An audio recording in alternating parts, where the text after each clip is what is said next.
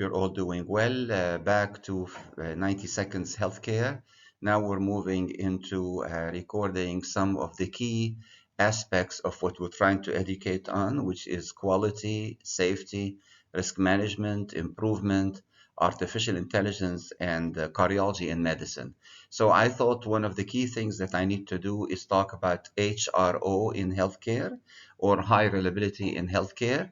These will be very short, 5 to 10 minute, three series to outline some of the key aspects of high reliability in healthcare. Please hit the button if you like us and follow us. And very importantly, at the end of each and every presentation, I'll have my name again and my email. You can contact me at any time. So high reliability organization, I'm a cardiologist. So in addition to being in quality and improvement and digital health, I see every single day that while medicine and healthcare is absolutely amazing, it remains to be, unfortunately, reactive more than proactive. Unfortunately, it's more of a sick care. Most of the time, people wait till they are sick and sometimes very sick before they present to us. And then, very importantly, and not to be forgotten, is that it is not reliable. It's mostly advanced. And there's a huge difference between advancement and reliability. Healthcare, as you know, is quite complex. It's not only about physicians or nurses, it's about all of us, the coders, the unit secretaries, the patient access, the case managers, operation, admin, interpreters, etc. All of us are working in this very complex environment. We are focusing clearly on the person, the patient, no question about it. But again, we have to take good care of our teams and our caregivers to provide the care that we are looking for.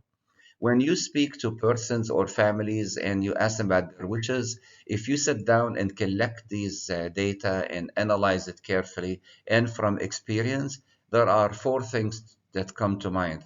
Number one, keep me safe. Safety is not negotiable. It's clearly the number one priority for persons, patients, family, communities, governments, and organizations, with no question.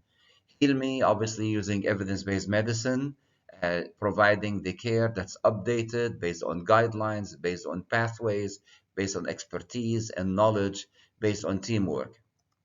Be kind to me is the major topic of patient experience from the second time the patient interacts with any organization till they are discharged or even more.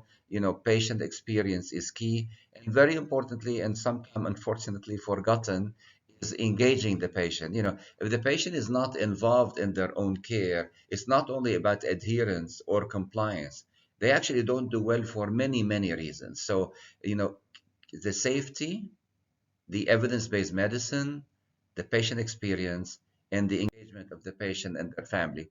I think there's no organization that is not looking to the goal, which is getting to zero harm. And I think all of us are aligned on that, but it's unfortunately easier said than done. Currently, if you look at healthcare, there are kind of two ways to look at this. One way is like the daily things, the hand hygiene. Who would believe that hand hygiene on the average is between 40 to 50%?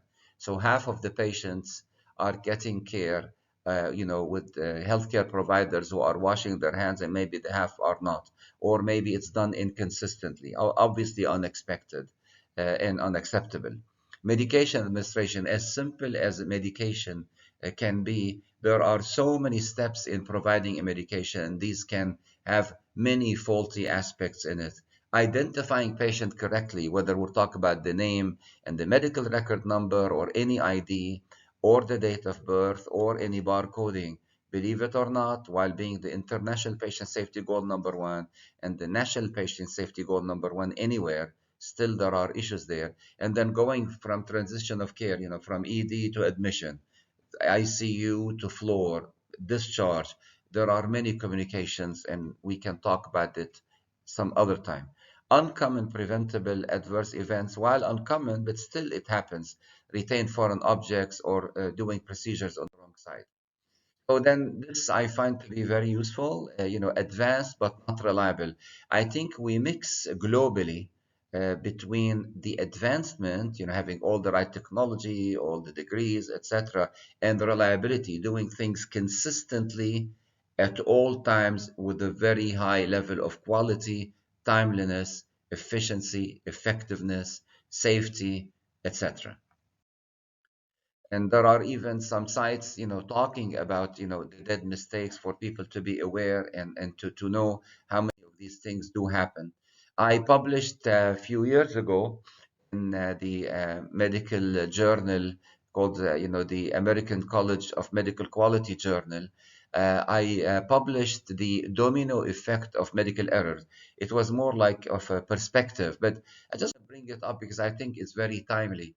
So not only does the victim happen to be the patient if there is a medical error, not only is the person directly involved, which is the healthcare provider that was directly involved in what happened, but the supporting staff, the residents, the interns, the nurses, whoever were there, even people who draw blood, will be affected. Even the organization itself, the reputation, maybe the organization will not be interested in doing high risk procedures. Maybe things will be referred, and even the community. Believe me, I've seen it globally. People say, oh, there are issues with healthcare. I don't want to take it. This medication causes whatever. And it just happens to be one incident that was hopefully proactively outlined in some cases, but unfortunately sometimes reactively addressed. But hopefully lessons were learned from it. But still, please be aware of this domino effect of medical error, as the medical error many times has a significant impact that goes even beyond.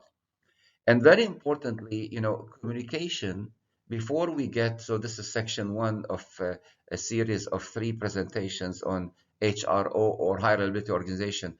I find communication to be so important, and specifically the language and accent on healthcare safety, quality, and patient experience. And I find having formal interpreter that are high quality and the ability to communicate with language, with accent, in writing and verbally to be extremely important, and we can discuss this some other time. And finally, one of my key interests is digital health. This is a paper I've written on diabetes, another one with my colleagues on metaverse, which is a digital health approach. But wherever we do, we need to make sure that we're putting in a system approach in improving healthcare. And that is what HRO, high reliability organization, is trying to do. So what I did over the past few minutes is just give you an intro. Healthcare can do better, healthcare can be better, and a major goal that we need to have in addition to the zero harm is how to get there is through our journey moving along high reliability organization. Feel free to communicate with me either on our site or on with my email, and thank you very much.